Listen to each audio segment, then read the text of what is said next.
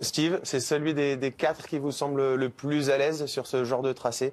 Oui, complètement. Il a gagné les Strade Bianche déjà à 2 reprises. On sait que c'est un coureur qui est très agile, très technique sur le vélo. Il a cette expérience également. Après, le seul petit bémol, c'est son équipe aujourd'hui, mais il a quand même Tim Wellens et Nils Politt pour bien le placer.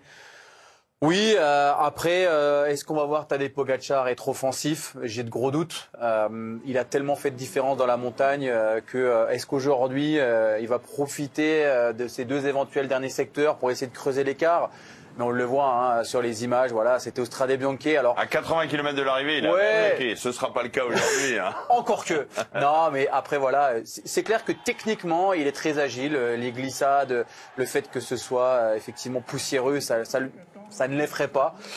On va voir, mais je serais quand même très très surpris de voir Pogačar passer à l'offensive. C'est plutôt aux autres d'essayer, si éventuellement Pogačar est esselé ou est victime de problèmes mécaniques. Mais normalement, ce soir, je vois pas comment il pourrait perdre le maillot jaune. C'est vrai que c'est une route qui ressemble à un profil de classique, mais nous sommes sur le Tour de France. Et le Tour de France, on ne le court pas comme classique, en tout cas quand on joue le classement général.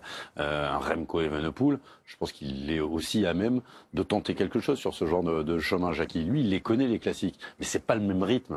Une classique et un Tour. Une classique, on fait all-in, on gagne ou on perd. Le Tour, si vous vous trompez sur une étape, vous handicapez toute la suite. Oui, on va dire qu'il y a 2 courses dans cette même course avec, on l'a dit, les équipes qui jouent le classement général final qui vont être évidemment sur la défensive.